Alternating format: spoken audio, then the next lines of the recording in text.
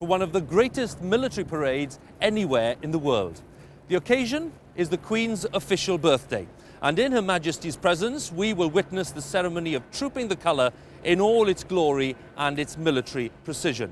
Over 1,300 men on parade today, over 400 musicians, over 200 horses. It's a wonderful show. But underneath those bearskins and those red tunics, these are real soldiers on parade today, all of them intensely proud of their record of fighting for their sovereign.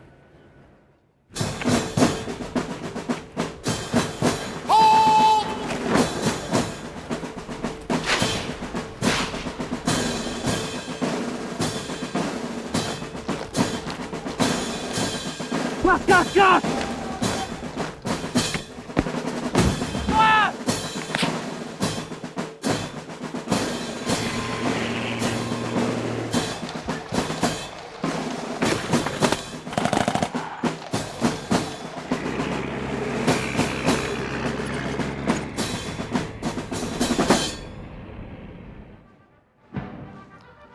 And Horse Guards is bathed in sunshine. It's a wonderful sight for this Queen's birthday parade of 2003. And with excellent timing, as one would expect, the stars of this year's parade, the Grenadier Guards, are just arriving on Horse Guards right now. Principal players, it's their colour being trooped this year. They are the escort. Escort is furnished by the Queen's Company, the senior company in the Grenadiers. Their history goes back to the reign of Charles II in the mid-17th century. They are very, very proud indeed of their inheritance.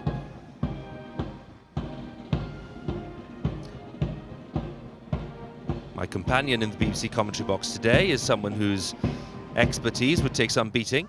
A former guardsman, rose to be commanding officer of his battalion, took charge of this parade very successfully back in 1991. He is Lieutenant Colonel Gerald Legynski. Gerald, it's a great pleasure having you here. Thank you, Hugh. What are you looking forward to? I'm looking forward to a very splendid occasion on what is a very splendid day. And I hope it's going to be a great experience, both for those on parade and for we who are watching it. Lots of hard work gone into this. A lot of hard work over a number of weeks and early mornings. A lot of physical fitness needed, a lot of preparation of kit, and a lot of drill being practiced. This is the peak of achievement in ceremonial terms. Special for the Guardsmen because it's the Sovereign, their Colonel-in-Chief's official birthday. Well, we can see the Coldstream Guards taking their position in front of the old Admiralty building. There they are at right angles to the other 5 guards. And we have 2 Scots Guards ready and waiting to next to the Grenadier Guards who've just arrived. Now, Gerald was rightly underlining that preparations for today have been absolutely meticulous. We'd expect nothing less of the Grenadiers. And the man charged with getting everyone in step for today's events is the formidable Sergeant Major Bernie Broad. Pick it up now in Nijmegen. Straight away.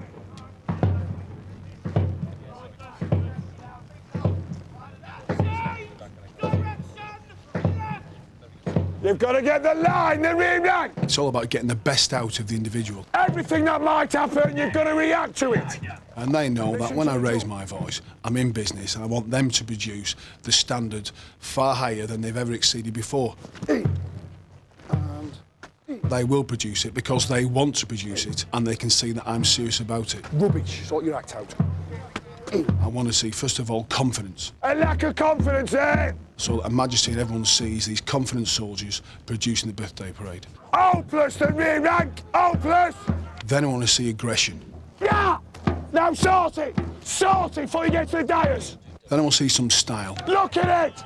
It looks like a chicken leg! I want to see that the guardsman's lifting his chin up. Yeah! So his tunic all of a sudden is tight and taut and it's stretched at the seams as he reaches up for it on that big proud moment. That's a damn good effort!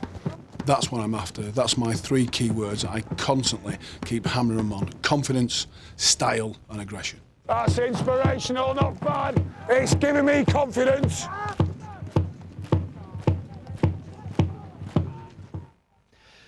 Now, as we await the arrival of the first royal guests, and after them, the Queen and the Duke of Edinburgh, a few words about the preparations here on Horse Guards. The colour, today's colour, the Queen's colour of the 1st Battalion Grenadier Guards, was presented by the Queen here on Horse Guards back in 1992, and the colour really does represent the spirit of the battalion, its ethos and its traditions, and it therefore deserves constant protection. That protection, we'll see it in several different forms today. The colour party is in place, protected by the double sentry there, just as we see it performed at Buckingham Palace, a symbol of constant protection of the colour. And the sergeant in charge of the colour is Sergeant Glenn Snazel. He was commended, by the way, last year for his service in Northern Ireland. And among the many battle honours on this glorious colour is the Battle of Waterloo. Gerald here with me paid a visit to the battlefield, and he's been explaining how one victory can convey the resilience and the spirit of the Grenadiers. Unlike today, the morning of Sunday the 18th of June dawned cold and wet. Wellington's army of British, German, Dutch and Belgian soldiers was positioned along the crest behind me. About 1,000 yards to the south was Napoleon's French army. Wellington had visited this spot about a year before and identified it as a position to block the main road running north to Brussels. The eve of battle was thoroughly miserable for both armies. The rain lashed down all night, and the British gin ration must have helped a bit, but not much. At 8 o'clock, the rain stopped. The Allies waited to see what Napoleon would do, but the expected attack didn't come. The ground was completely sodden, and Napoleon held back his main assault in the hope that the ground would dry out. Instead, he sent troops here, to Hougoumont Farm. Lying 400 yards forward of Wellington's main lines, here the fighting would involve all 3 Guards regiments in an epic struggle. Napoleon intended the attack on Hougoumont to be a diversion, drawing reserves away from and weakening Wellington's centre, where he planned later in the day to launch his main assault. Wave after wave of French soldiers attacked the farm, and soon it was surrounded on all sides. But the Guards never faltered. For 8 hours this battle within a battle raged, and while the French committed more and more soldiers to the fight, the Guards held firm, and the French never gained a foothold. At 1 o'clock, Napoleon saw the Prussians in the distance. Time was no longer on his side. He ordered a massive bombardment by his Grand Battery. Half an hour later, 18,000 Frenchmen advanced across the valley. As they approached the crest of the ridge, the Netherlands Brigade fled, but a counterattack by British infantry restored the line. And Lord Uxbridge, in command of the British cavalry, saw his opportunity. As they were forming up, Wellington rode up and called out, "Now, gentlemen, for the honour of the Household Brigade." The trumpet sounded the charge, and 2,000 horsemen launched themselves down the slope against the French infantry.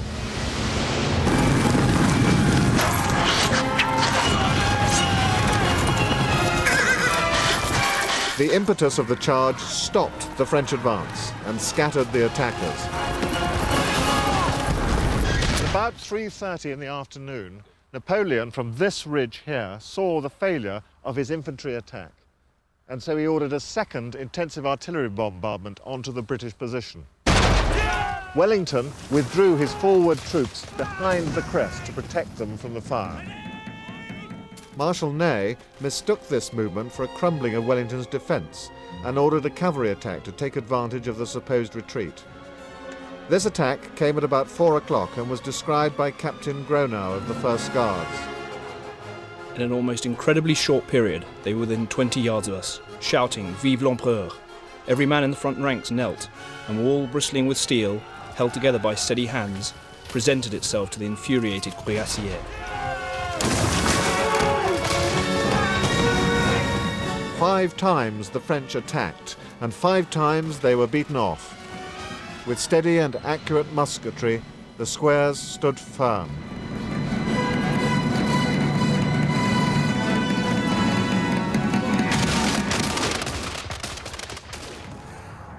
After 7 or 8 hours of fighting, the battlefield is strewn with thousands of dead and wounded men and horses, scenes of unimaginable horror.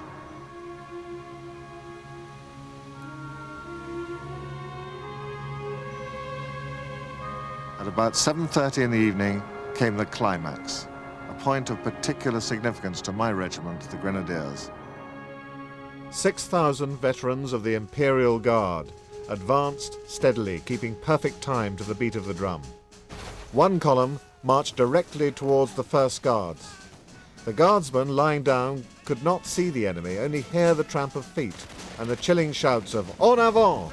Vive l'Empereur!" Wellington on horseback could clearly see the Imperial Guard advancing. For any soldier, it must have been a truly daunting sight. Thousands of French guardsmen, all with bearskins, looking 9 feet tall. He calmly waited until the French were only 40 paces from the hidden guardsmen. He then called out to the brigade commander, "Now, Maitland, now is your time." A few seconds later, the order was heard to stand up, make ready, fire! The first deadly volley struck the packed ranks of the Imperial Guard, and hundreds of them fell. The devastating fire continued to pound the enemy until at last they wavered, at which point the British fixed bayonets and charged. Then British guardsmen and French guardsmen locked in brutal hand-to-hand combat. Then the unbelievable happened. The famous Imperial Guard was in retreat. Never before had Napoleon's invincible grenadiers been defeated. Back on Horse Guards in 2003, the Waterloo inheritance is still clearly to be seen in so many different ways. The first instance, of course, the Grenadiers do take their name from the elite French Grenadiers they defeated at Waterloo. Interesting to note that in the London Gazette on the 29th of July 1815 it said, "His Royal Highness the King has been pleased to approve of the 1st Regiment of Foot Guards being made a regiment of Grenadiers and styled the 1st or Grenadier Regiment in commemoration of having defeated the Grenadiers of the French Imperial Guards." The collar badge, there's another sign. That's a grenade. Again, a reminder that this is the only regiment in the army to take its name from a piece of action, a single action. The bearskin, that's another Napoleonic reminder. The French Imperial Guard wore them, and they were, how can I put it, adopted by the victors, the British Grenadiers. And the man in the centre there, horseback, the man commanding today's parade, whose words must be clearly heard by everyone, Lieutenant Colonel George Norton, the field officer in brigade waiting. And, Colonel Norton followed his father into the Grenadiers.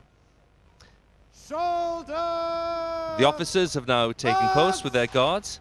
Among them, someone we'll see quite a lot of today. The ensign, Second Lieutenant Andrew Seddon, just 24. It's his task to carry the colour down the ranks. Lots and lots of weight on his shoulders today. Next to him, someone who knows all about carrying that colour, because the subaltern, Captain Richard Pinfold, did just that job 2 years ago. I have to say, he was rather more unlucky in the sense that that was the very wet parade of 2001. So Lieutenant Andrew Seddon is slightly more fortunate today with the weather. And the captain of the escort is Major Carew Hatherley, who served as platoon commander in the Gulf War back in 1991. All of which underlines, yet again, we're underlining this consistently, that what we see here are not simply experts at ceremonial duties, they're certainly that, but first and foremost, they are soldiers who fight.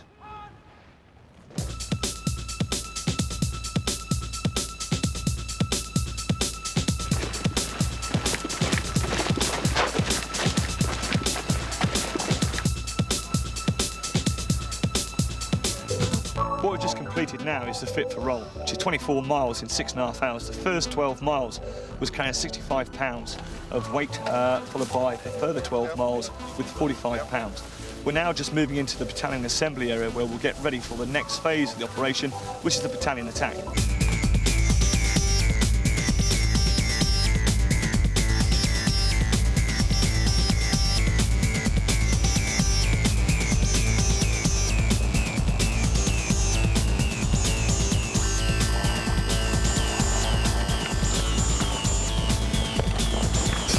We then launched the manoeuvre support group forward to provide fire support onto the enemy objective. This allowed the sections to have a clear run through.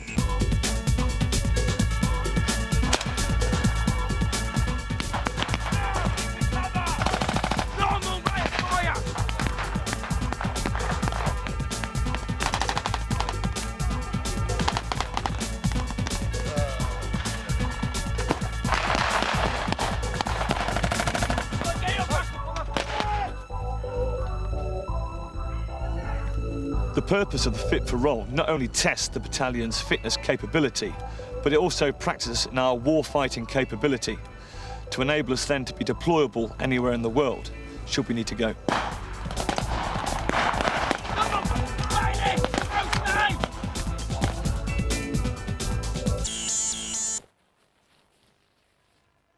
From Salisbury back to Horse Guards, Company Sergeant Major Andy Butcher. Minus the camouflage cream today, of course, for the ceremonial, ready to play his part in trooping the colour. Gerald, this dual role, the fact that they have to perform as they do today and perform, of course, in a proper military sense on the battlefield, how do they cope with that mix, that combination? It's not easy. I mean, as was brought out by the Company Major, they're all guardsmen, are primarily professional operational soldiers, so their first priority is what is sometimes called green soldiering. And that may be in the Gulf War, the Balkans, Afghanistan, Sierra Leone, Northern Ireland, wherever it is. And the traditional ceremonial role, which the guardsmen have, of mounting guards on the royal palaces, state occasions, and this parade, the Queen's Birthday Parade, bring out qualities that are applicable to both, whether it's discipline, teamwork, fitness is one, reliability and attention to detail. Guard number 3 has opened up to make way for the first carriage. First selection of royal guests. The Earl and Countess of Wessex.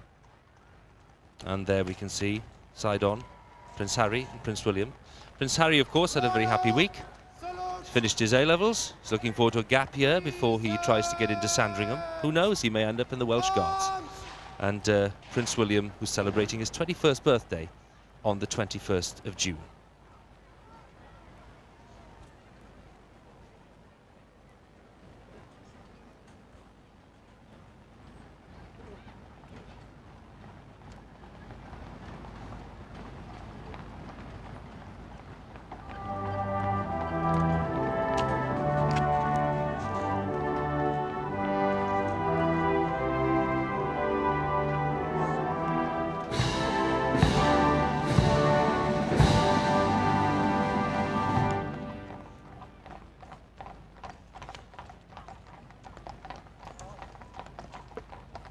And in the second carriage, Princess Alexandra and Sir Angus Ogilvie and Commodore Tim Lawrence.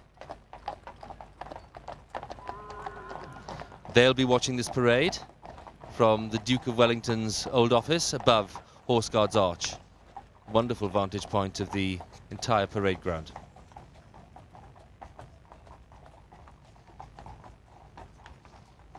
So we await the arrival of Her Majesty the Queen and the Duke of Edinburgh, and all 6 guards of the Foot Guards are now ready for this parade. Numbers 1 to 5 guards forming up, of course, on the west side of Horse Guards, the St James's Park side, facing the archway, and number 6 guard formed up at right angles in front of the old Admiralty building. Number 3 guard will soon close up and form that line that we saw earlier. So to confirm, number 1 guard, the escort is found this year by the Queen's Company, 1st Battalion of Grenadier Guards. Next to them, number 2 guard, found by Nijmegen Company, also Grenadier Guards. Number 3 guard, found by the Inkerman Company, Grenadier Guards again. Number 4 guard is found this year by 1st Battalion Scots Guards. Number 5 guard found by F Company, also Scots Guards. And at right angles, number 6 guard found this year by number 7 Company, Coldstream Guards.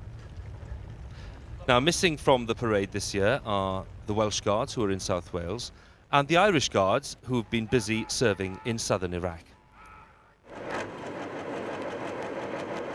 On the main road to Basra from the south, the Irish Guards were conducting checkpoints, letting ordinary civilians go about their daily business while trying to suppress the enemy, mainly Fedayeen, disguised as civilians, many of them. An already tense situation was made worse when fire fell on soldiers and civilians alike. The Guards calmly and successfully dealt with the fire, and they ushered many of the frightened civilians to safety.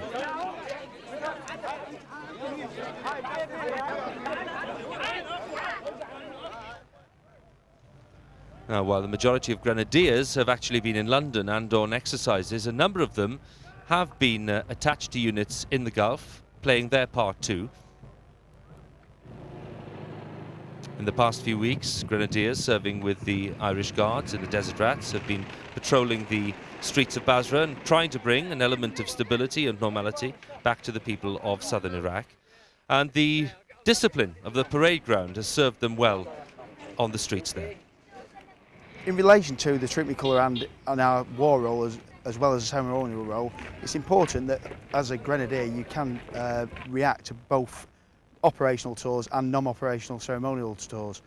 The ceremonial side of it is obviously plays a key element to both parts, in as much as the drill forms a basis for leadership, discipline, and it makes people react to orders so that when they do deploy into the field they can react to split-second decisions which are made on the ground. So it does play a key role when you are war fighting as well as doing ceremonial duties.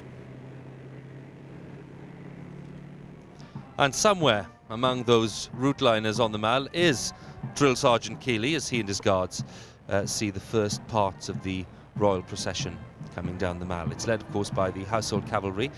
And let's underline once again that many comrades of these men, riding in all their finery today, are among those who served recently with D Squadron, Blues and Royals, with 16 Air Assault Brigade in Iraq. Our role within 16 Brigade is to move forward of their troops and act as the sort of the eyes and the ears of the brigade commander, and so that we can pass information back to their fighting troops, so that we can either have some effect on the enemy, be it holding them in one position, attacking them directly, or moving around them. In terms of actually coming under fire, again, most of the time the guys are just too busy to often realise it. Obviously when you stop, it sinks in, but I think when the guys get home, there'll be some quiet moments, and they'll then realise the scale of their losses. And it's certain that there's no one who is more aware than the Queen of the sacrifices her personal troops have made over the years. Wonderful sight, lots of colour, lovely music. Sovereign's escort accompanying the Queen and the Duke of Edinburgh along the Mall towards Horse Guards Parade for this Queen's Birthday Parade of 2003. His Majesty prepares to take the salute on this, her official birthday. And of course it's a very, very familiar occasion for her. And we're told that she certainly recognises familiar faces among the guards, among the men on parade. She takes a keen interest in all that they do and the way they prepare for today's birthday celebrations. And I think it's fair to say it's always a special parade when the Grenadiers are trooping the colour, because the Queen has been a member of the Grenadier family for, well, an incredible 61 years. It's a relationship that she has nurtured over the decades. Ceremony at Windsor Castle. Princess Elizabeth celebrated her 16th birthday by inspecting the Grenadier Guards in her capacity as Colonel of the regiment. In 1942, having just appointed his daughter Colonel, King George VI was concerned that she was too young for the job. But he needn't have worried. She carried out her duties perfectly. She was presented with a regimental brooch by the Grenadiers, and she wrote, "I cannot tell you how delighted I am with this very beautiful brooch, and I ask you to accept my most grateful thanks." A year later, she was back with the regiment in the more informal setting of Salisbury Plain, where she joined them on exercise. And in 1951, she took the salute at her first birthday parade. It was fitting that the colour of the Grenadiers was being trooped that day. 61 years on, and the Queen's special bond with the Grenadiers continues, despite, in April this year, the distraction of some unwanted guests. It was very much a family affair as she inspected the Queen's company on a lovely spring day.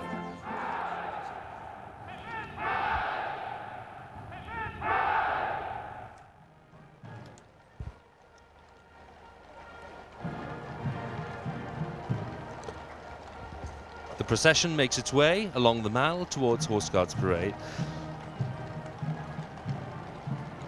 Leading the way in the approach road there, the mounted bands, the household cavalry, made up of the Life Guards and the Blues and Royals. And mounted bands today are under the command of Major David Cresswell of the Life Guards. And two of the very popular members of the band, the drum horses, Constantine and Spartacus. Now, there are 4 divisions of the Sovereign's escort. The first and second are leading the escort. They're found by the Life Guards this year, and they carry the Sovereign Standard, which was presented by the Queen just a few weeks ago.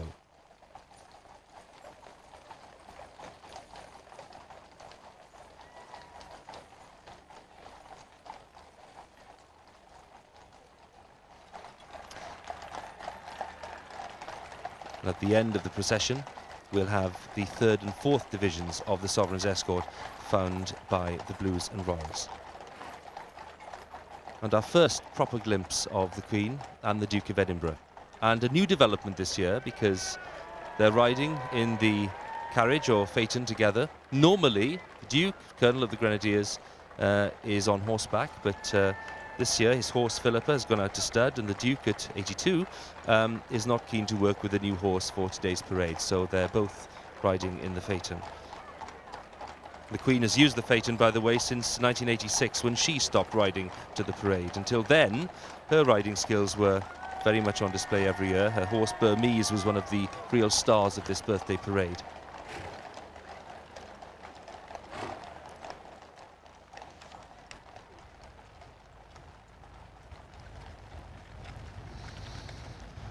Crowd of many thousands along the approach road in St James's Park. Lots of Cub Scouts and Brownies and lots of young people lining up to see the wonderful spectacle. The Queen took the salute here first in 1951 when her father George VI was unwell, and she's missed just once. That was because the parade was cancelled in 1955 because of a rail strike. So, if my sums are correct, this is the 51st time that she will have taken the salute at the birthday parade. It's a remarkable record. It's unmatched by, certainly by any other sovereign. And I have to say, it's a stark contrast to Queen Victoria's record, because in her long reign, she attended, in her official capacity, just one parade in 1896, when she was 75 years old. So the Queen has been rather more diligent as far as this parade is concerned.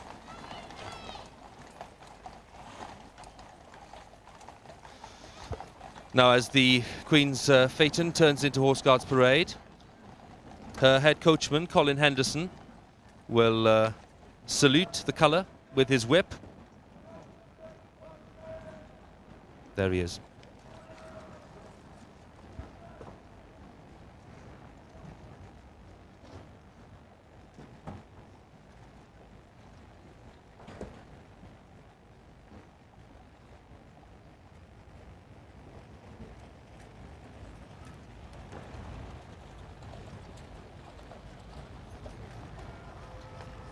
And the Royal Colonels do likewise.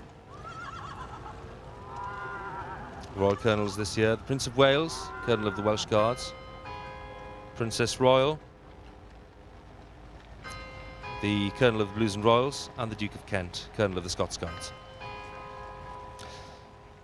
We call it the Queen's official birthday. Queen's birthday is actually on the 21st of April, but Edward VII was the one who really set the current pattern for having an official birthday. He wanted the sovereign's birthday celebrated at a time of year when the weather was more likely to be favourable. And that's certainly the case today. Queen and the Duke will prepare to get out of the phaeton and onto the dais, ready for the first royal salute. Field officer, brigade waiting, is down there just opposite them, in front of the Guards Memorial, in front of his own guards. Ready for that first royal salute, the first proper happy birthday.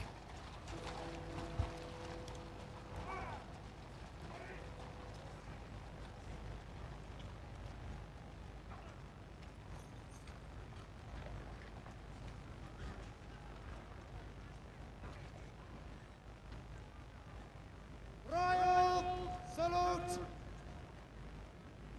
Present! Arms!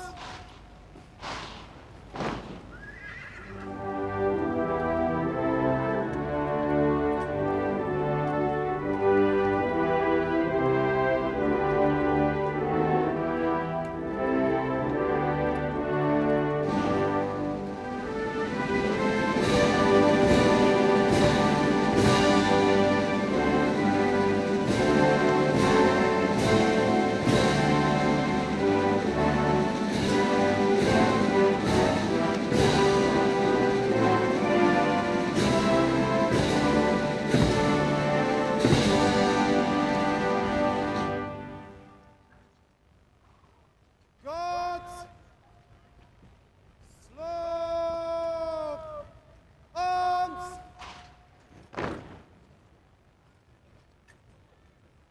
Shoulder! Arms!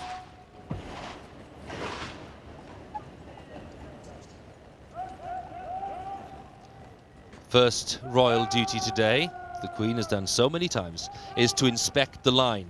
When the Queen travels along in the phaeton, to cast a long, careful, experienced eye over the lines of guardsmen, making sure everything is as it should be. She does so. The massed bands, directed by Major Andrew Chatburn, Senior Director of Music at the Guards Division, will play a slow march tribute to the British Grenadiers called First Guards.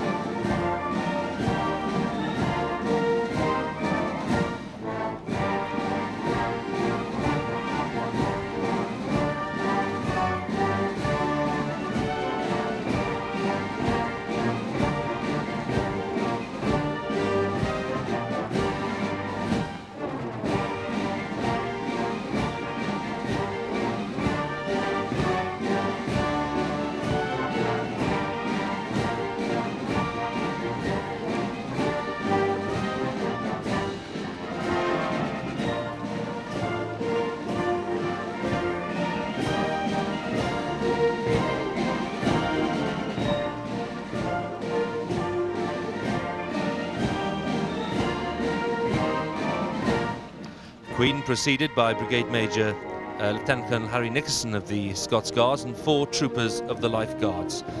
Now starts the long, hard look. Gerald, she is an expert. She knows what she's looking for. What is it? Essentially, it's steadiness on parade. It's presence, bearing, style. The Guardsmen showing themselves off to their very best. She will recognize many of them from previous parades and previous ceremonials. Well, you've been there as a guardsman. What is it like when she passes and looks? You know you are under a very well-educated eye. It's a very special occasion because it's her birthday parade. She's attended more than anyone else, as you mentioned earlier. And so the individual guardsmen will want to stand tall. Their chests will swell, and they will want to show themselves at their very best. And a special relationship, guardsman and his sovereign. The specialist of relationships. The foot guards in particular, who mount royal guards on the palaces, see Her Majesty quite often, and they link him extremely. The Queen passes the colour, turns the corner, passes behind number 6 guard in front of the old Admiralty building. Music changes to a combined quick march, English folk songs arranged by Major Burton.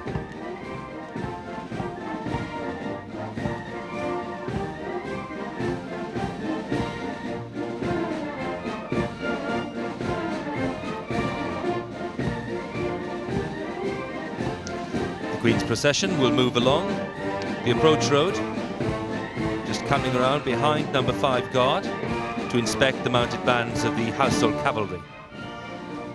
And here we'll see the head coachman saluting the sovereign standard. The royal colonels will do likewise.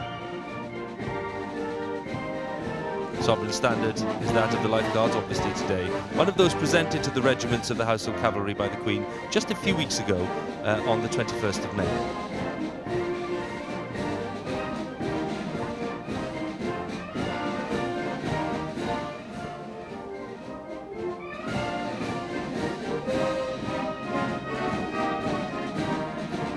And the royal colonels salute in their turn.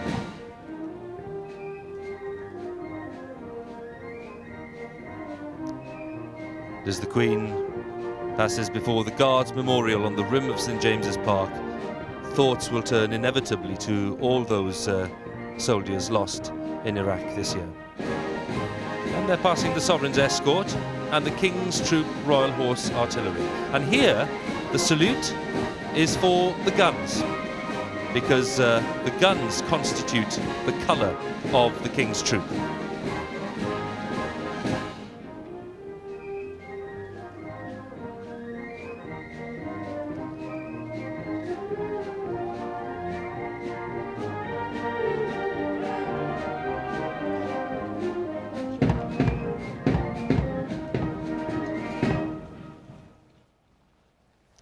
And at the rear of the procession, as it returns gently to the dais, the Major General commanding the Household Division, he is Major General Reddy Watt. And you'll have noticed that the Queen was alone in the phaeton this time, because the Duke of Edinburgh has stayed on the dais. Duke of Edinburgh, Colonel of the Grenadiers. Gerald, a long relationship between the Duke and the Grenadiers. He's quite good fun, isn't he?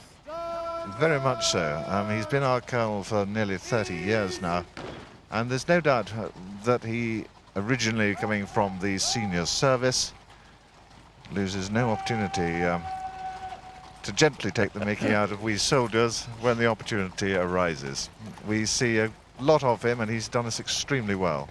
He's invested a lot of time, a lot of hard work in the relationship with the Grenadiers. Indeed, and he comes to see us when we're abroad and when we're on operations and when we are on training. How knowledgeable is he? Very. He knows individual people, and he knows what he's looking for. It's a soldier complimenting a sailor. It's a rare thing. Yes, but in this case it's very easy to do. So the inspection of the line is complete. The senior drum major, Andy Gray, face their big moment. It's a favourite moment for lots of people. They now prepare to troop, very popular part of the birthday parade. Andy Gray, who was mentioned in dispatches in Northern Ireland last year, he'll be leading the mass bands across Horse Guards towards the colour. A very slow, popular march, Les Huguenots by Meyerbeer.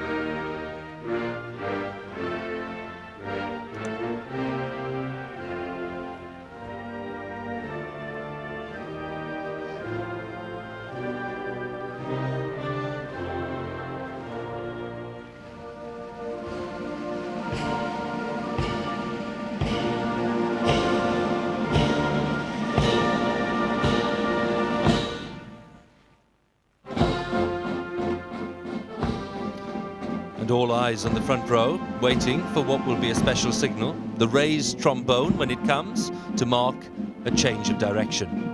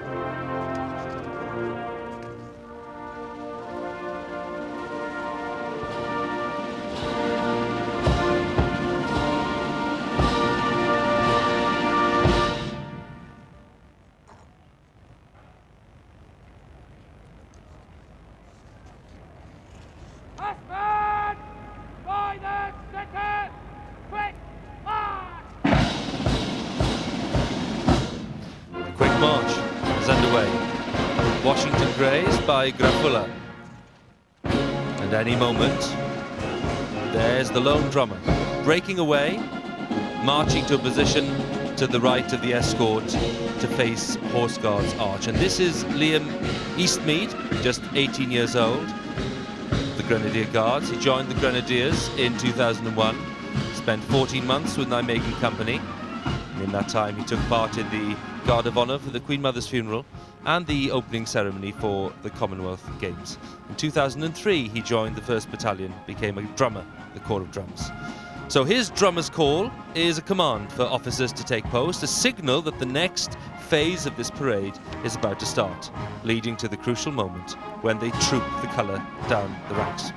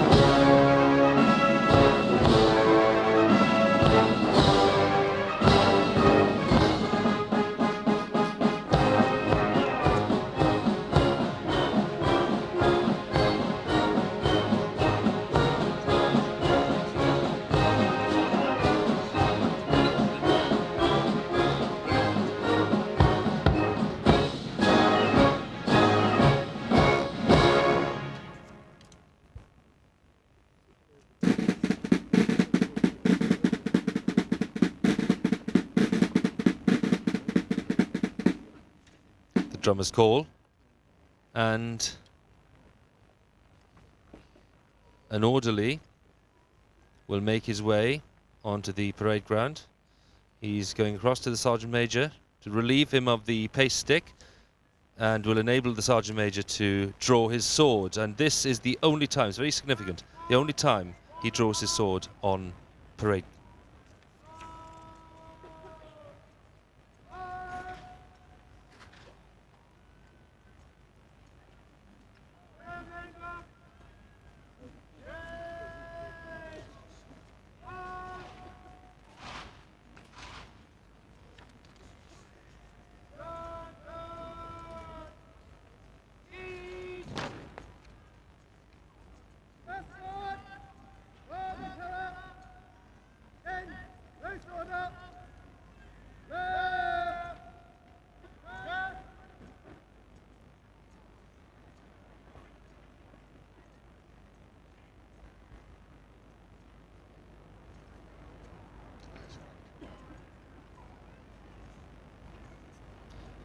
And the famous eyes front, perfectly timed, all done without a word of command.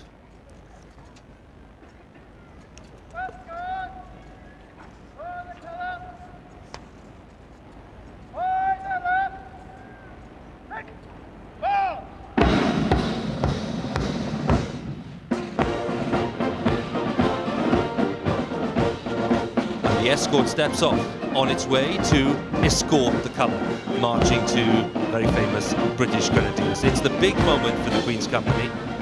They are the stars of this parade, and if they seem taller than most, that's probably because they're chosen for their height. They're at least 6 feet tall, but pride probably means that they feel even taller today. Gerald, would you agree?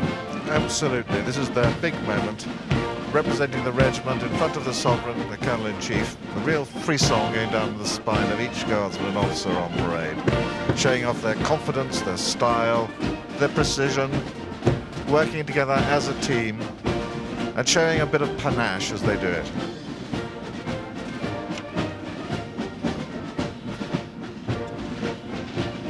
Now the escort will mark time. What they're doing is politely waiting for the massed bands make their way towards the western side of Horse Guards to the St James's Park side, clearing a path between the escort and the colour party itself.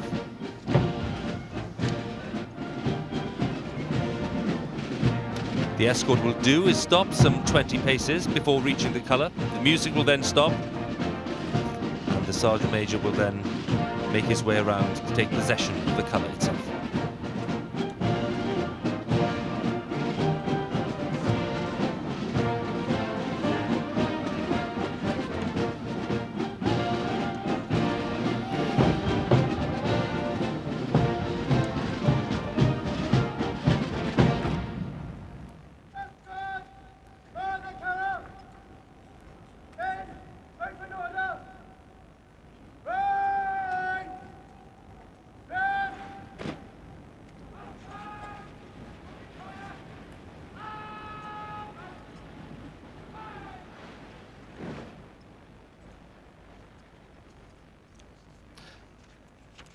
Now they're just waiting for the field officer, Lieutenant Colonel George Norton, to bring the parade to attention. Everything must be in place.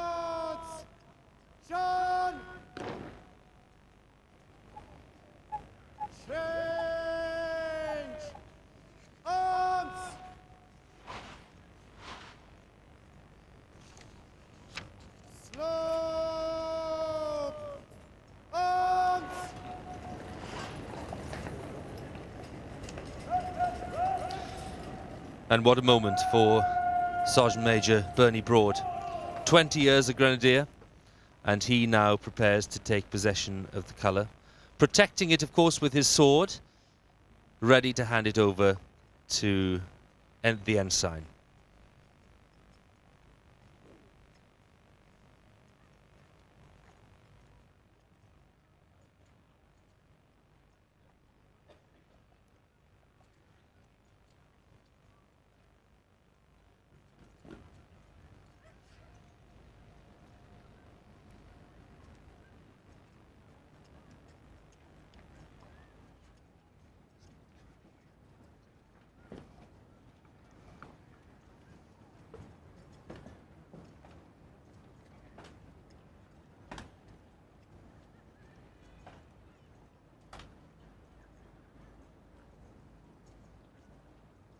Safely done. And the old hand, if I can call him that, prepares to transfer the colour to the new young grenadier, Second Lieutenant Andrew Seddon, the youngest officer, today's ensign, who will receive the colour ready for the trooping.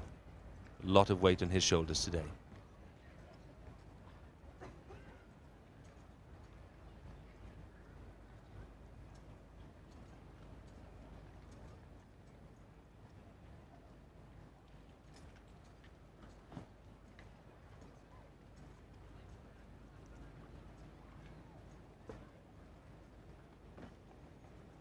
Still protecting with the sword, and to maximise protection, the 4 non-commissioned officers on the flanks will turn outwards and port arms.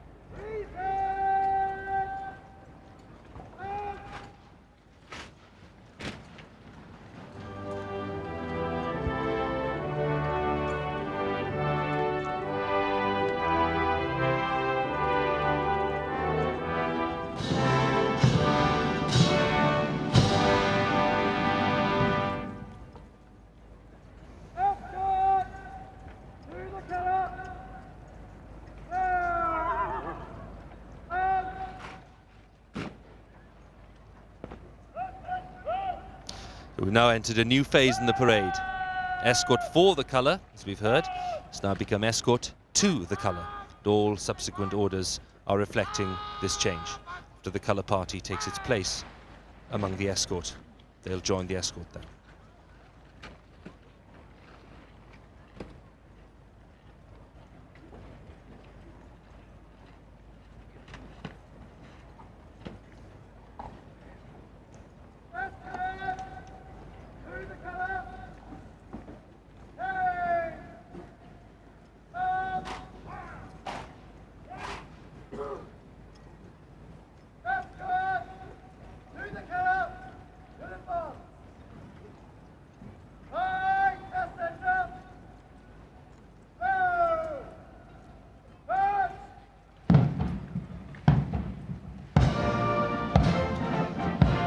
The escort now advances in slow time as the bands play Escort to the Colour. Trouble is, the bands have a bit of a problem here. They need to change direction. They have very little room in which to turn, so they execute what they call a spin wheel. And for me, this is easily the most baffling part of the parade. Lots of stepping sideways and backwards and forwards and standing still, and then suddenly, magically, miraculously, they're all heading in a new direction. Gerald, it looks fiendishly complicated. And it is. Don't ask me how they do it. I'm a straightforward guardsman. This is a black art known only to musicians and the garrison sergeant major. How they achieve this maneuver is beyond me. But to do that and keep playing such marvellous music is quite an achievement. It certainly is. To underline, there's no detailed manual for the move, nothing written down, just years of experience handed down, and there's the result. Perfection.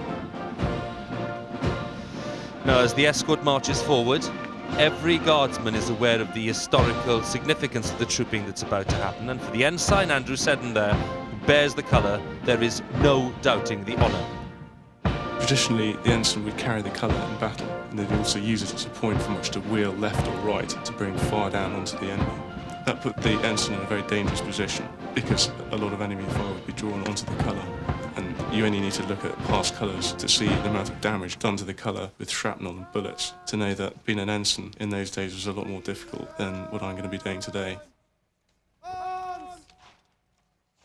Andrew Seddon's thoughts on today's events. The music's underway again, and underlying this splendour, this state occasion, is in fact a relatively simple exercise. Because in the early days of warfare, flags or colours were used by military leaders as rallying points or as assembly points, and it was vital, of course, that every soldier could recognise his own unit's flag or colour. And so it became practice to carry or troop the colour down the ranks at the end of a day's march, and then to escort it to a place where it would be lodged for the night, and that was known as lodging the colour. As time has passed, the colour has become less important in operational terms, but much more important in terms of morale. It's become an object of reverence, and it embodies the spirit and the traditions of the unit. Gerald, lots of people watching will want to know a little more about that, why the colour has such significance. It represents the spirit of the battalion. On it are the battle honours, or honorary distinctions as they should be called, showing nearly 350 years of tradition, representing an endless succession of guardsmen who fought and died for their sovereign and for their country. And so it is always guarded, respected and revered.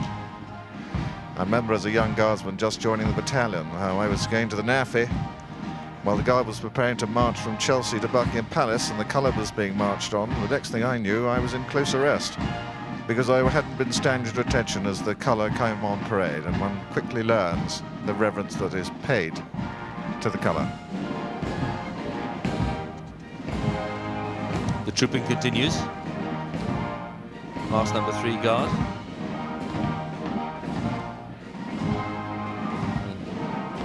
The incoming company.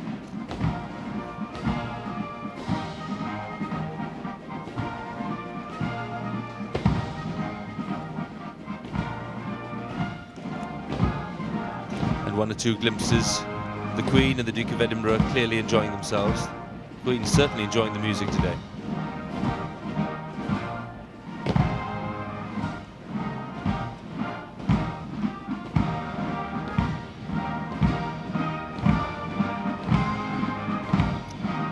Countess of Wessex enjoying from the window above Horse Guards Arch.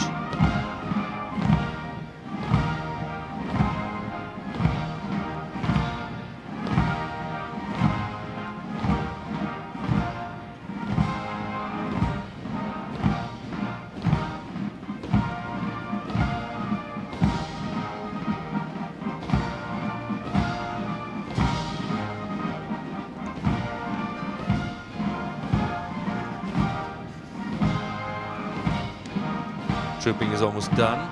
Of course, the guards have now been at present for quite a long time, those heavy rifles, so another piece of evidence of their discipline and their strength.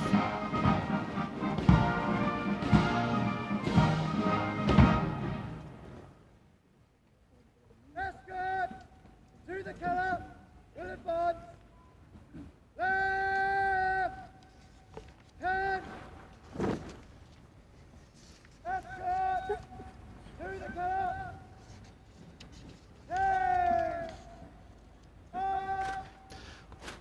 We now started a series of orders, and these orders are designed to bring the guards into their new positions, ready for the next phase of today's birthday parade. The trooping is complete.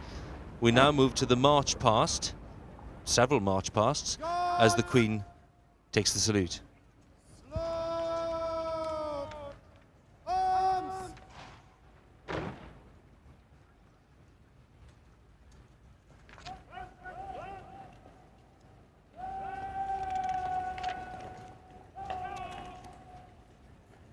Officers, take post. Quick, march.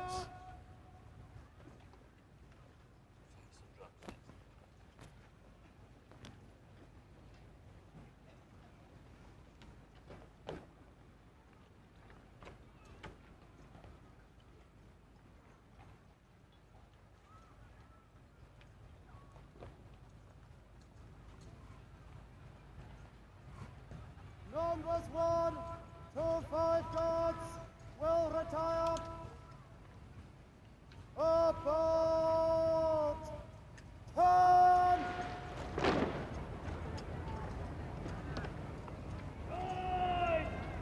Ready.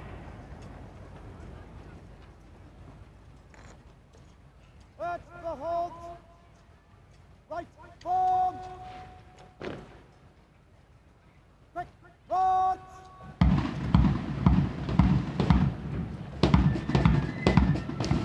Guards will march off to the sound of the fifes and drums as they play Dashing White Sergeant, arranged by Pope. Fifes and drums taking us back to the days of Marlborough when they were played as the soldiers actually marched into battle. Gerald, it's a special sound. Very special sound. The drummers, who you can hear playing the flutes and the side drums, are always with the battalion. They're soldiers who've been trained to play the instruments, not specialist munitions.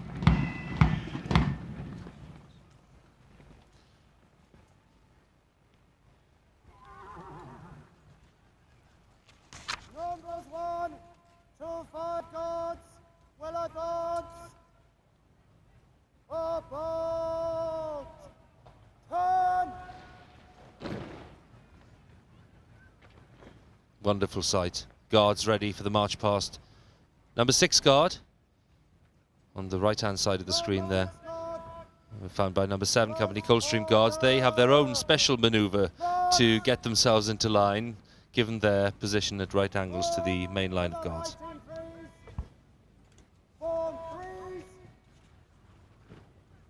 Right.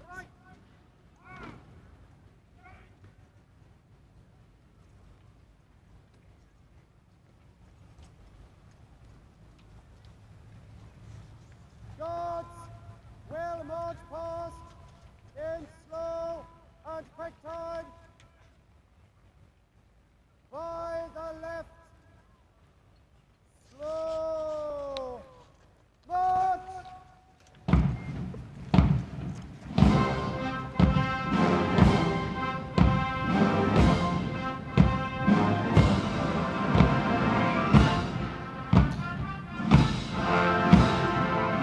The first march past the dais will be the march past in slow time, and the music is a neutral slow march. Neutral because it's not connected to any regiment, it's not tribal, as we say.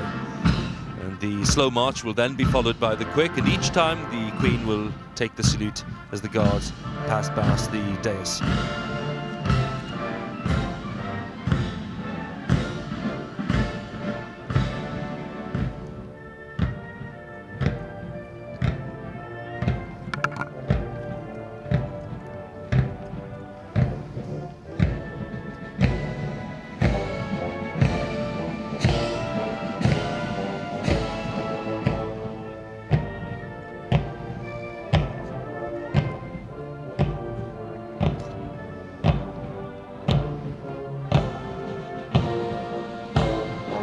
The neutral slow march is Royal Standard by Alfred Brigham. Again, a very familiar piece. The slow march, deceptive, very deceptive indeed, Gerald, because this slow march may look like a bit of a walk, but actually is a lot of work involved. There is indeed, particularly here on Horse Guards, from where we are up here. It looks very flat here, doesn't it? But in fact, the surface is quite uneven, lots of dips and humps, and it's also on gravel. We need gravel for the horses, and the gravel sort of banks up in places, and so, as you say, the slow march is not just a stroll. You have to maintain a regulation 30-inch pace and work together as a team, despite in some places the gravel building up like a shingle beach at Brighton. They're doing really well at the moment. Very well. How do they practice this elsewhere? How can they replicate these conditions to get this right? You can't. This is the only place where there's a surface like this, and this is the only place you can practice it. Have techniques been developed over the years to get over these problems, or do you have to take the conditions as they come? For example, 2 years ago when it was very, very wet, that made things much, much more difficult. It did indeed. It was quite a challenge, but the guardsmen have to be flexible, they have to be adaptable, and that was a very good example of exactly those qualities. Timing, you were saying, is absolutely crucial at this stage, because to set themselves off at the right pace at exactly the right time involves a lot of teamwork. It does indeed. And also keeping one's dressing, keeping dressed by the man on the left and right with a bearskin, which is not the easiest thing to see through. It takes a lot of practice and a lot of effort to make sure that the finished product is up to the required standard. And a nice, warm, sunny day, which most of us enjoy, but maybe one or two of these men are cursing the weather, just in terms of the heat. Yes, but luckily today there's a little bit of a breeze, which is what we like to see, just to lift the heat off there.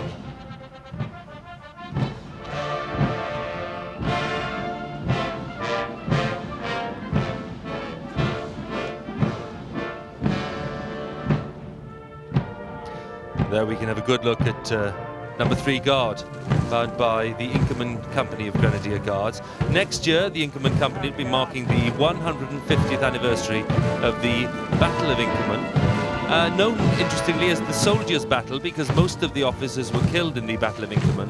The soldiers persevered and emerged victorious in the end, and those qualities of initiative and of courage are still very much in evidence today.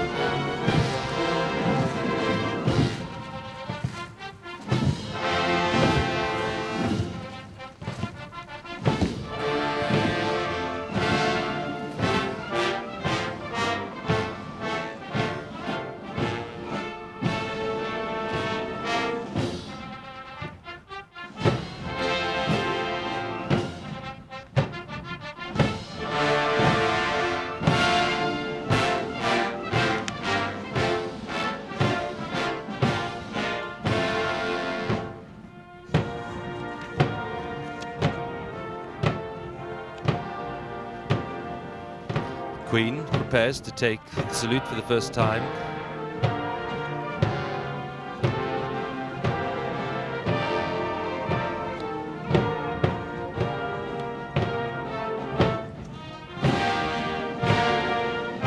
The music changes. The Grenadier Guard slow march, Scipio by Handel.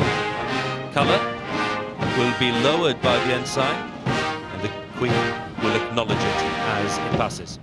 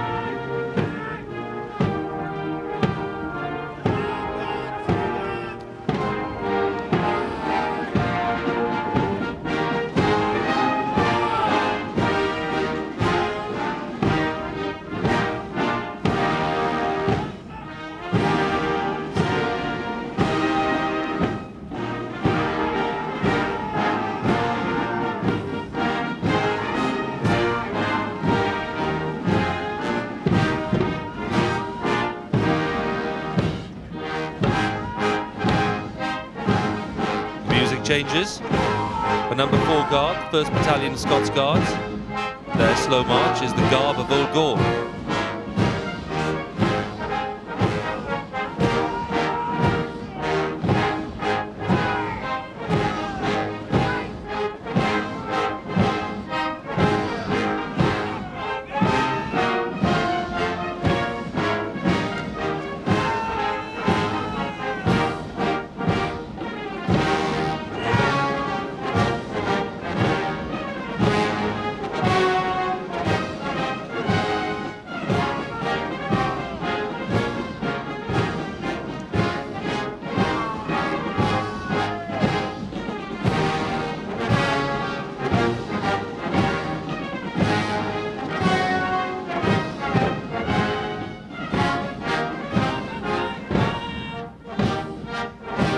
Changes the last time for this slow march past.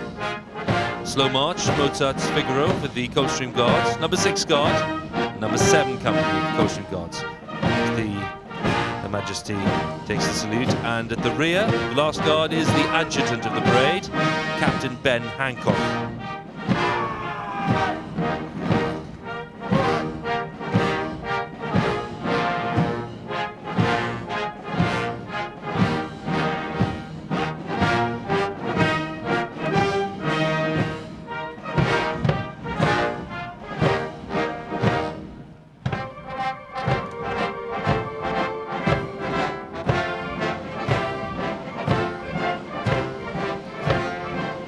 So we move on to the neutral slow march, the Soldiers' Chorus from Verdi's Il Trovatore. Field officer, Lieutenant Colonel George Norton, rides out to salute the Queen, now that the slow march past is complete. The sword is drawn, but his special form of salute there, intended to demonstrate no threat to the Queen.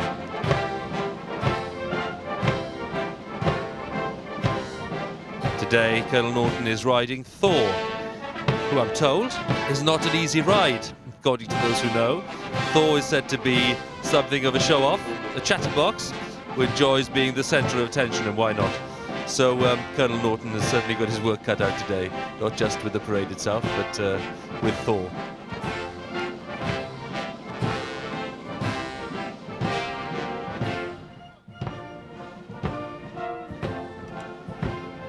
So the Guards prepare for the march past in quick time. It's a very good time to remind ourselves of these magnificent surroundings here today. Horse Guards itself, built in 1745. Originally, by the way, a barrack for 2 troops of the Royal Horse Guards. The site was part of Henry VIII's intriguing labyrinthine Palace of Whitehall. These days, this is the headquarters of the London District and Household Division. The occupant of that famous office, the Duke of Wellington's old office, is Major General Reddy Watt, commanding the Household Division. And that's a fearsome glare, isn't it? Lord Nelson dominating Trafalgar Square, but dominating the entire quarter. Looking down at the old Admiralty building, designed in the 1720s. And the boardroom there, by the way, is still used by the Navy Board, although the building, much of it, is now given over to the travel unit of the Foreign Office. And to the left of the old Admiralty, the Citadel, built at the start of the Second World War. It's a bomb-proof extension to the Admiralty where wartime operations were planned, and its famous grass roof and its famous ivy front. It's also a very useful vantage point for today's parade, as we can see there.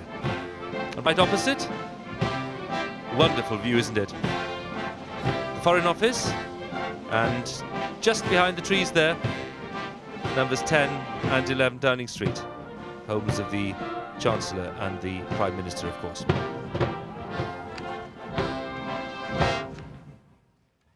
Break into quick time. Quick march. The Guards have now reformed. They're ready to march past in quick time. Style changes, the tempo quickens, a new sense of energy and dynamism, a very different feel. Gerald, you were talking earlier about style and swagger. It's in plentiful evidence now.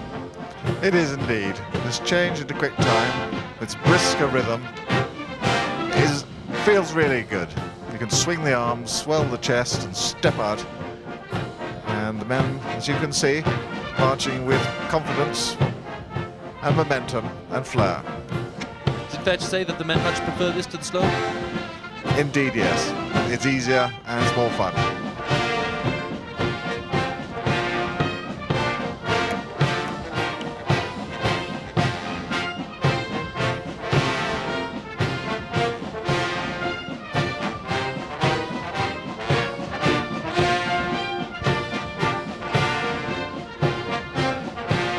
Now the Grenadiers, just to confirm, they are the British Army's senior infantry regiment. They were formed by Lord Wentworth back in 1656 for Charles II, while Charles II was in exile. It was during Cromwell's time. Since that time, the Grenadiers have fought in almost every major campaign of the British Army. Their motto, Honi soit qui mal y pense, which roughly translated is evil to him who evil thinks.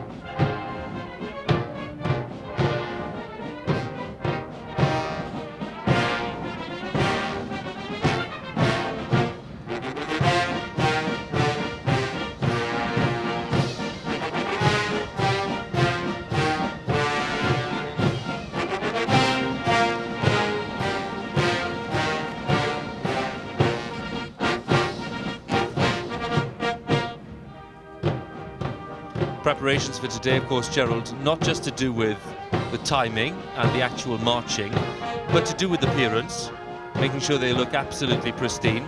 And that, of course, includes the shoes, which can look a bit dusty on a day like today when the dust is kicked up, even though the parade ground has been amply hosed before we start. But I'm always amazed at the quality of the shine of the shoes. For a civilian, it's always a piece of wonder. And it takes a lot of time to generate. I remember when I first joined, I was issued with my equipment. We went to the quartermaster stores and I was given a pair of rather dull leather boots and said to the storeman, "When do I get the shiny ones?" At which he laughed, and 200 man-hours later I managed to produce. So it's the march past in quick time. March is British Grenadiers, of course.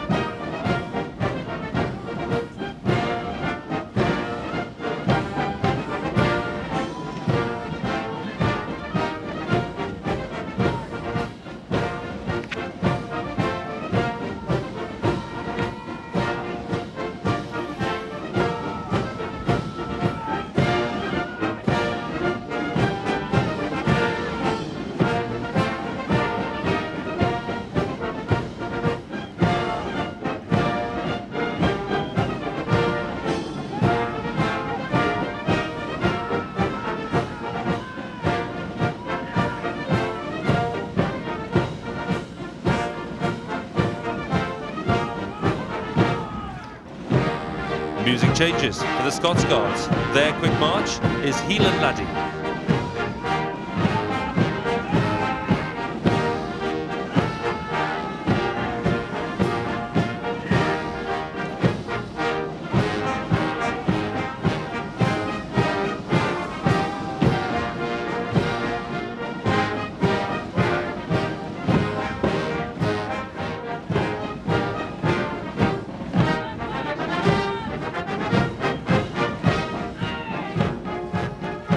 Music changes again for the Coldstream Guards. Their quick march is Milanolo.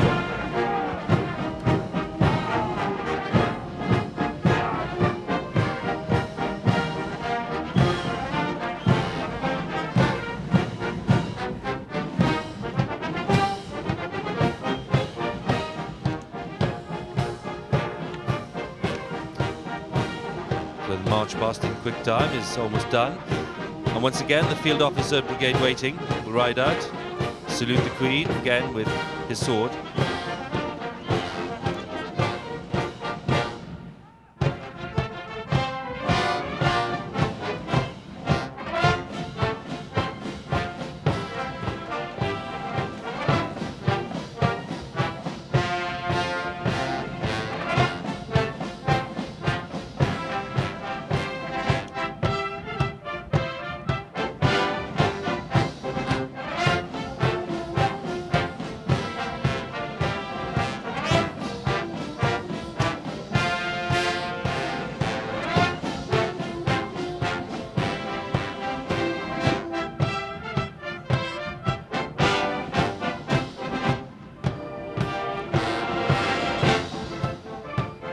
Now on to the neutral quick march, which is Queen's Company.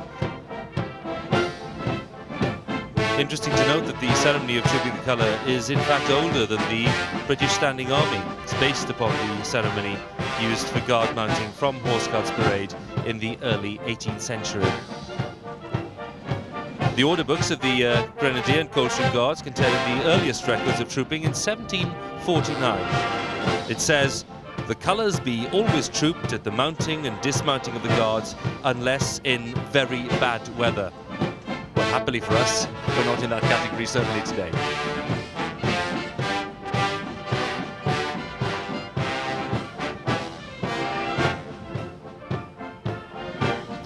And that guard book also mentions the Sovereign's birthday for the first time being kept on the 30th of November 1748.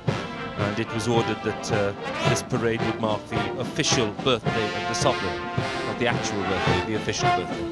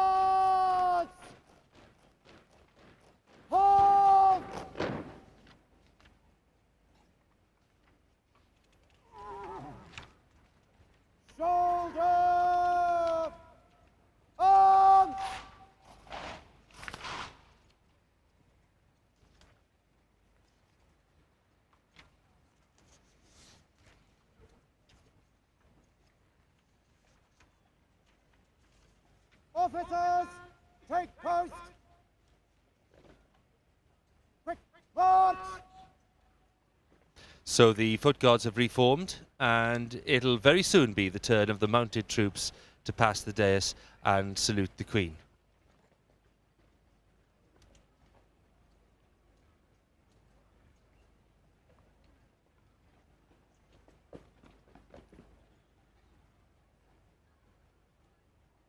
Guards, in open order. Left and right. Dress. Husbands! All move to the right! Right! Turn! For the left! Quick! On!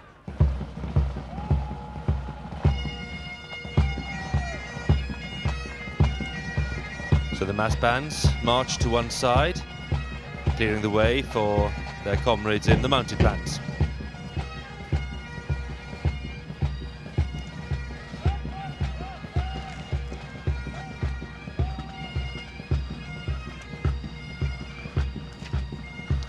Music is the coronation of Queen Elizabeth II, 1953, by Ross, the pipes and drums doing the honours. And as they clear the way, there we have it, the mounted bands of the Household Cavalry moving on to the north side of Horse Guards, led by the Director of Music of the Life Guards, Major David Cresswell.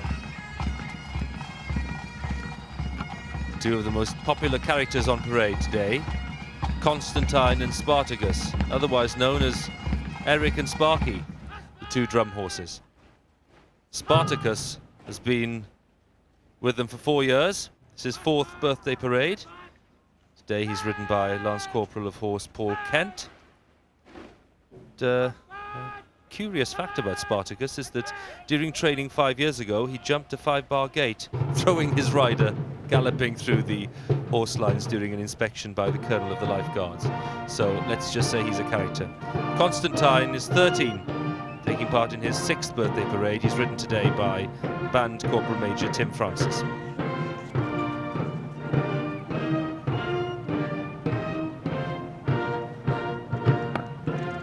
Making their entrance, King's Troop, Royal Horse Artillery.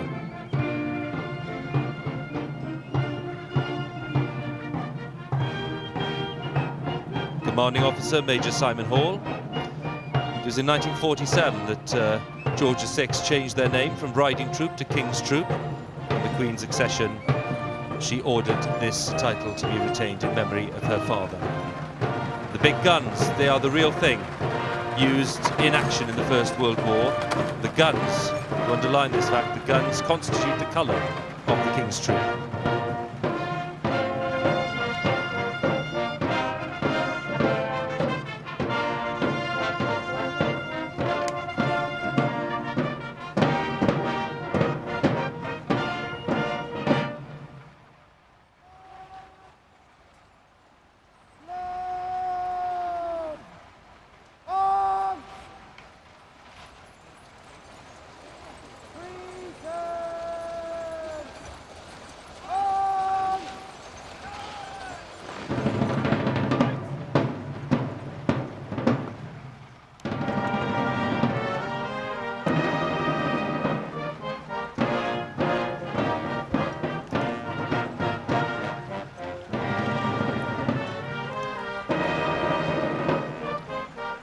The slow march of the Royal Artillery, which is composed by the Duchess of Kent, the mother of Queen Victoria, dedicated to the regiment.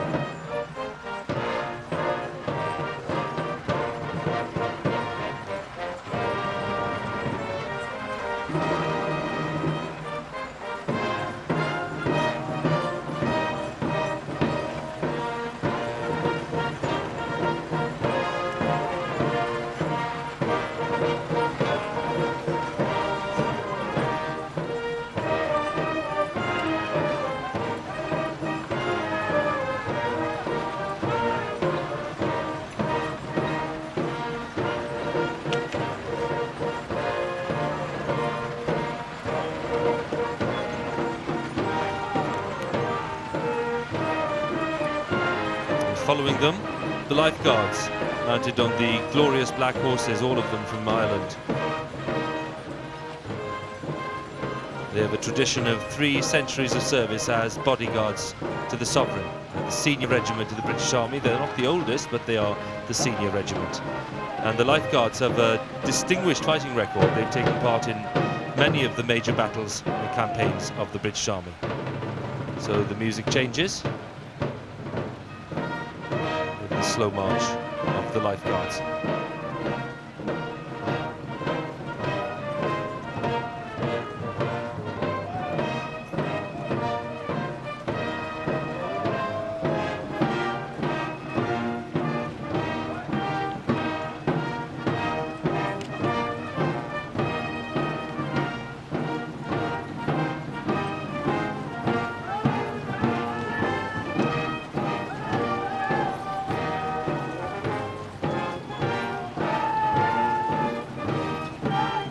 Takes the salute of the Life Guards, and following the Life Guards we'll have the Blues and Royals walking past, their recent history going back to 1969 when the Royal Horse Guards, the Blues, were amalgamated with the Royal Dragoons, the Royals, to form a new regiment in the Household Cavalry known as the Blues and Royals. And D Squadron, as we saw earlier, served with distinction in Iraq earlier this year, showed great courage in difficult circumstances. And at the rear we have the farriers, rather grim figures, dressed in their dark blue tunics with their glinting axes. They're the ones in times gone by who would dispatch horses injured in battle. The farrier with the black plume is from the Life Guards.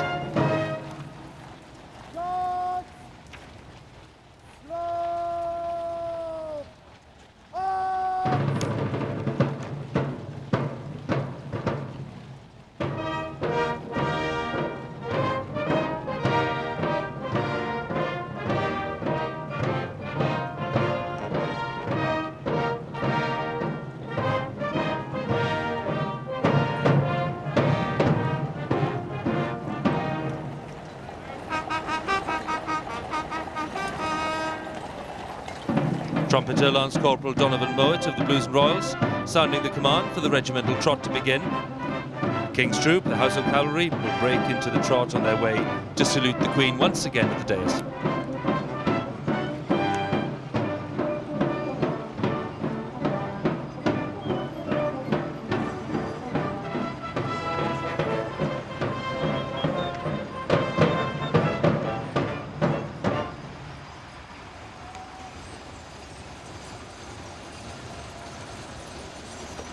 Enjoying the parade in the sunshine, the Prime Minister and his wife, and the Defence Secretary Jeff Hoon on the right-hand side. Music starts, it's the Keel Row, regimental trot for both the King's Troop, Royal Horse Artillery and the Household Cavalry.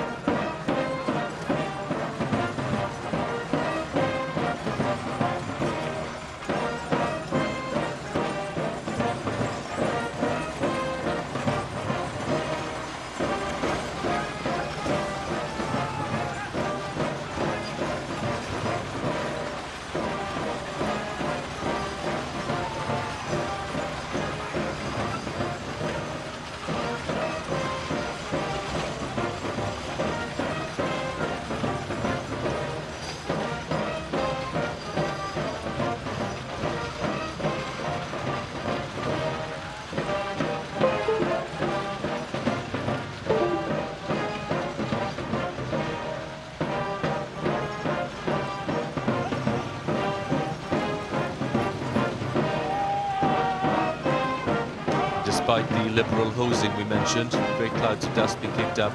Just a reflection of the conditions today. It's been drying out very quickly in this glorious sunshine. Dust very much part of the experience, the special experience of this birthday parade.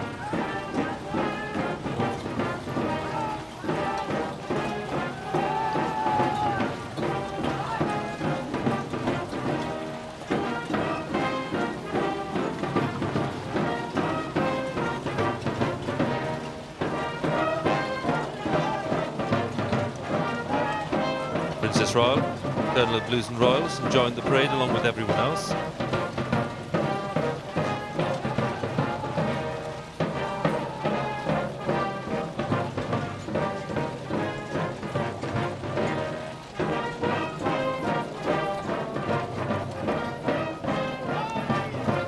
Blues and Royals, the last of them past the dais at the Trot.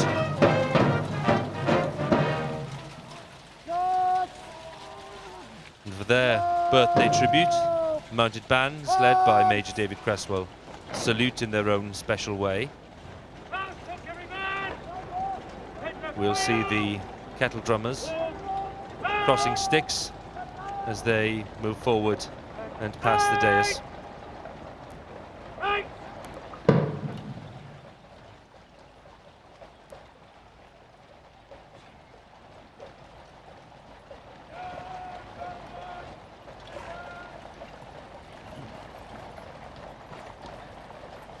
Worth noting that the drummers are having to control the reins with their feet, and I think it's a remarkable performance, not just by them but by all the musicians today, considering they're having to ride and play at the same time, and all done to such a high standard. So the mounted band moves across towards the old Admiralty building.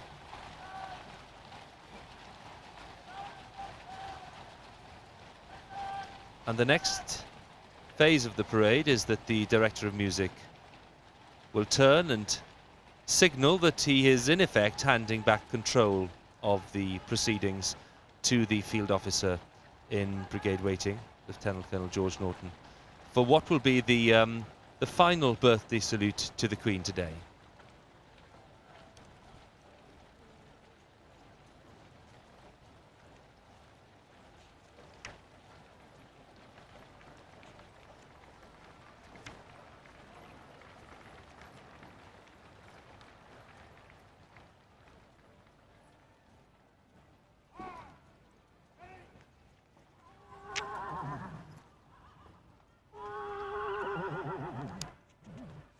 Guards! Royal salute! Present! Arms!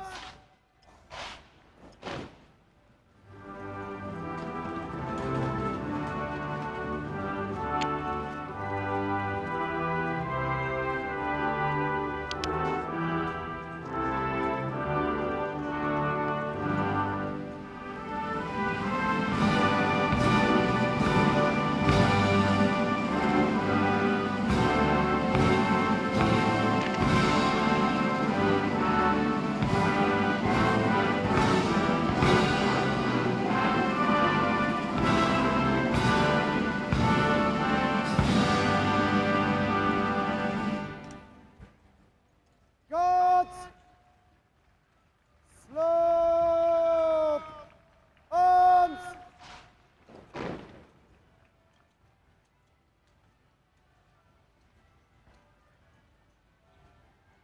Guards! In close order! Left and right! Dress!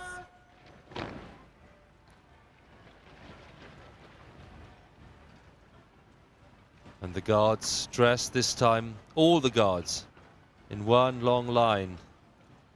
It's remarkable to think, once again, there they go, that this precise move is accomplished with no word of command being given. Ripples down the line to include the men of the escort, the Queen's Company.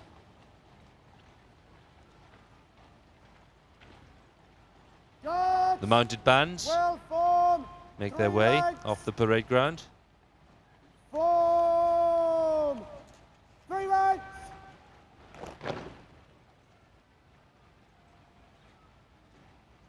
Guards! Well retired! About! Turn!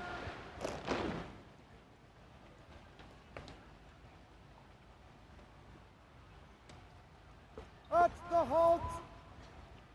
By divisions! Right form! Quick march! And what's happening is that the field officer in brigade waiting is giving the orders for the guards to get ready to march off towards the approach road, towards the Mall, down towards Buckingham Palace. And they'll be forming in 6 divisions, of course, ready to march off.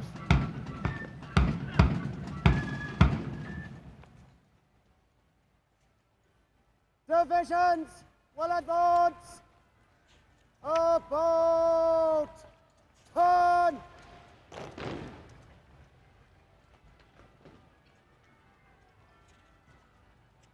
Guards on the escort. Form close column. Remainder quick march.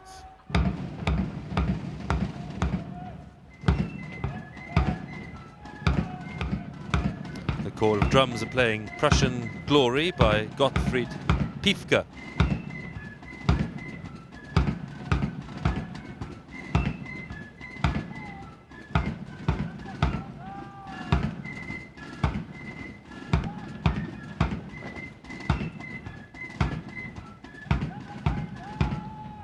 Sovereign's escort leading up towards the approach road for the royal departure.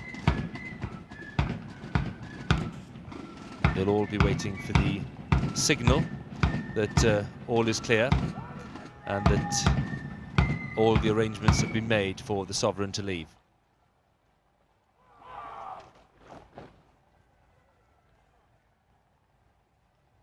Left dress.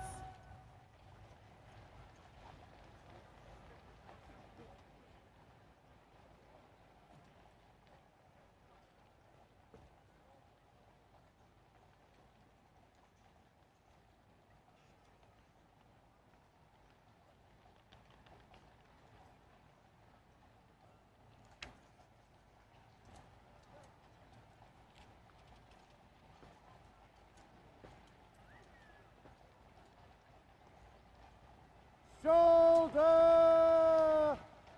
arms,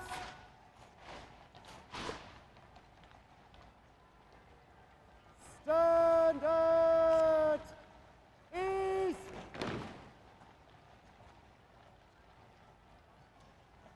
Now they'll all be waiting for a signal from one man in particular, and that man is Garrison Sergeant Major Bill Mott, and he'll be here quite shortly. It's his first birthday parade in his new role.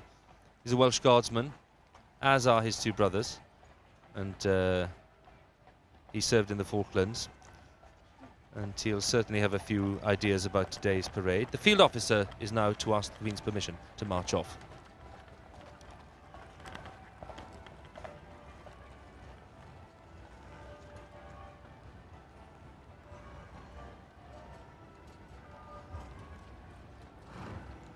Your Majesty's Guards, Your Majesty's Guards are ready to march off now.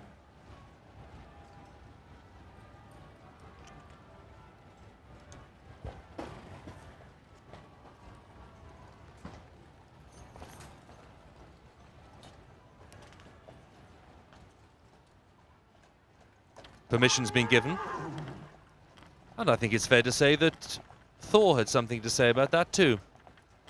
As we said, he's a bit of a chatterbox and loves being the centre of attention. So George Norton having to compete with Thor for the Queen's attention, which is rather sweet.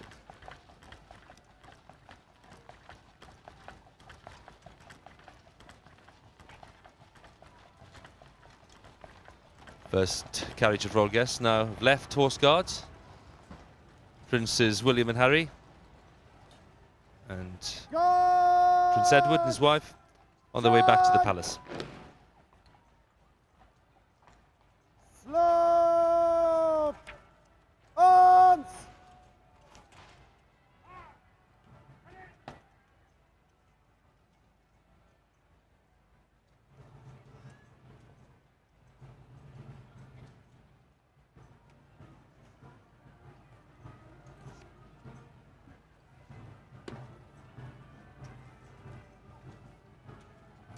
We're waiting for the signal from Bill Mott, the Garrison Sergeant Major. To your duties. By the left. Quick march.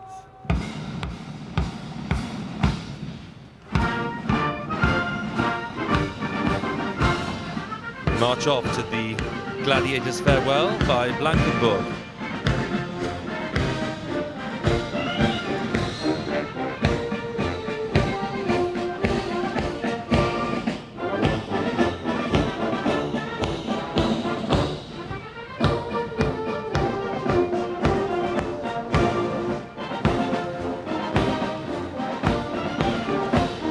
Everyone standing as the Queen prepares to leave the Horse Guards Parade. Mrs. Blair, Jeff Hoon, the Defence Secretary there, one of those who's remained in his job after this week's cabinet changes. Queen and the Duke back in the ivory-mounted phaeton.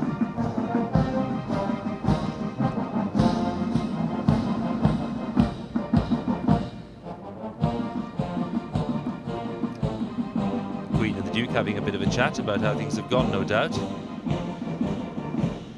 A new experience for them in any case, riding together in this phaeton. As I said earlier, Duke of Edinburgh, Colonel of the Grenadiers, normally on horseback this parade, so it's the first time he's ridden in the carriage. Gerald, at this point the Queen will have a view on what's gone on. Sometimes she conveys that, sometimes she doesn't. So we don't know what she thinks, but what did you think of it, given your expert eye? I have to say that's as good as any I've seen. I thought it was a splendid parade.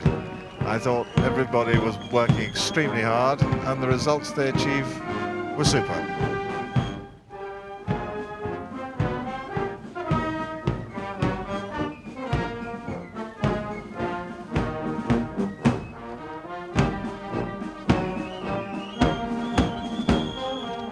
This is not something we see very often.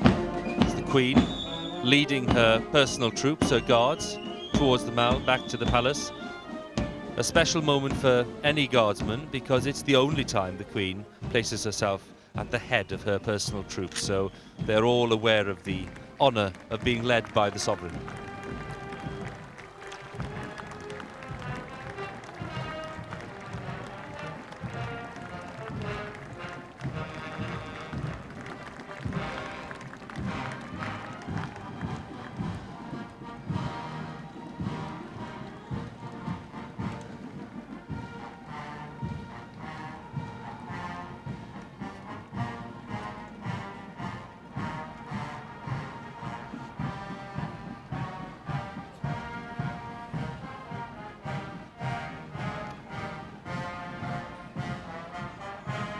No more impressive open space in London than Horse Guards Parade, in my view anyway, next to wonderful St James's Park. And of course on a day like this, such a splash of colour, some wonderful music. It's an inspiring experience for all concerned.